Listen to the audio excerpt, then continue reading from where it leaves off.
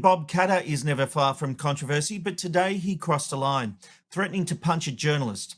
Have a look at these scenes that played out in Brisbane during a press conference where Katter was speaking about his intention to attend a March for Australia rally this weekend.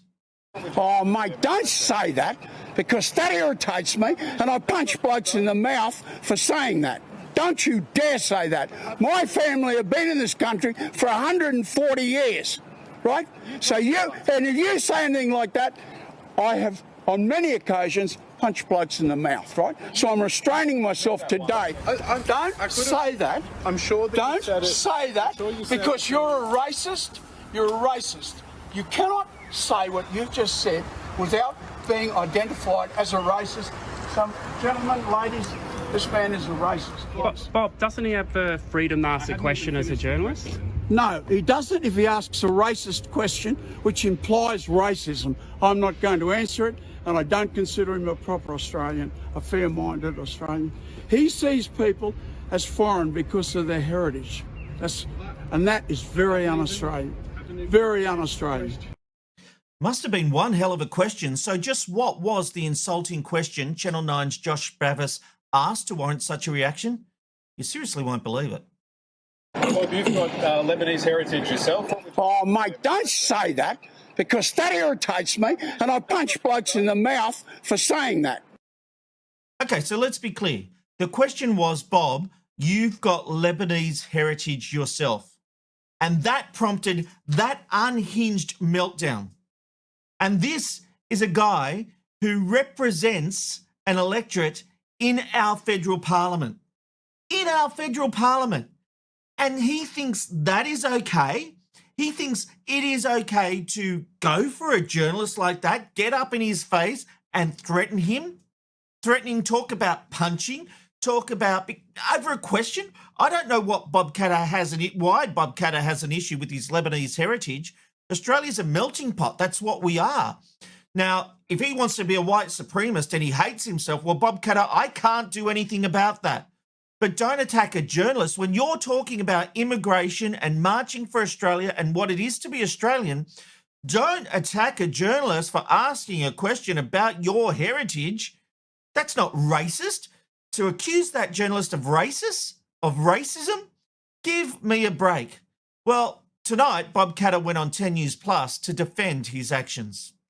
Bob, you're a passionate Australian. No one would ever say you don't speak your mind. We love that about you. But what was it in that question at the press conference this morning that upset you so much? I was brought up in Cloncurry in the 50s, and you just had to be able to fight with your fists to stay alive. And my cousin and myself got pretty good, actually, at that sort of thing. But no, look, you know, I wrote a best-selling history book, An Incredible Race of People, and we are an incredible race of people. And we are Australians. And when you make remarks that separate us out, then I am entitled to my rage and my fury. I am entitled to it. No, you're not. You absolutely are not, you blithering fool. This is a professional environment.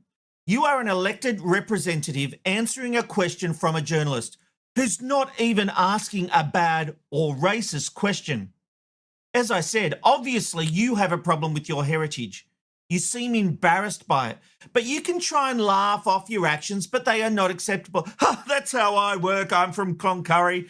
You know, it is not acceptable. And that interview just goes all over the place. It was obviously pre-recorded, and they have obviously edited it to try and make it coherent a little bit. I would love to see the raw footage of that interview because it is wild as it was. And in the next part of the interview, Katter can't see that he's done anything wrong. So, Bob, a question aside, though, is it right to threaten a journalist at a press conference simply for asking a question? I wasn't threatening him. I was acting. There was no threat involved. There was just action, immediate action. So he could choose if he wanted to go on with it or if he didn't. But there was no threat involved. Don't use the word threat. I don't threaten. I just act. No, that wasn't threatening at all. Amanda, can we have a look at that footage again?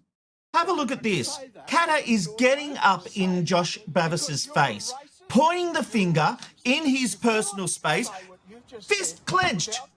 That's not threatening at all. Not threatening at all. Well, Channel 9 has rightly demanded an apology. Well, they shouldn't hold their breath. And I won't be ashamed or apologising to anyone for my behaviour this morning. And I think the bloke got off quite lightly, quite frankly. In any other profession, you would be sacked for that behaviour. So he hasn't gotten off lightly. You have gotten off lightly. But you weren't threatening him, were you, Bob? He got off lightly. Your words. But you weren't threatening him. And there's another part of this story that troubles me, and that's the way the journalists themselves sort of write off his behaviour. Amanda, can you pull up that very first clip that we ran from the interview and listen to Denham Hitchcock's, the way he phrases his first question? Bob, you're a passionate Australian. No one would ever say you don't speak your mind. We love that about you, but what was it? We love that about you. You speak your mind, you mad hatter. You know, like, you just go and threaten people, but it's all good fun. Charles Croucher said something similar in his stand-up on Channel 9. It's not acceptable. Why do we... I mean, this is everything that we made movies in the 70s. Barry Humphries literally had a caricature that could be Bob Katter, just without the alcoholism. This is embarrassing. Aren't we better than this? And look, I accept he's an elected representative. I'm not in his electorate. I don't get a say, but I think he's an embarrassment and I think his time is done. He needs to get out. And in any other profession, he would be kicked out. What he did today is absolutely not acceptable. Not acceptable at all. Fun, insightful interviews from a washed-up producer with nothing to lose. McKnight Tonight, McKnight Tonight. It's good night from McKnight Tonight.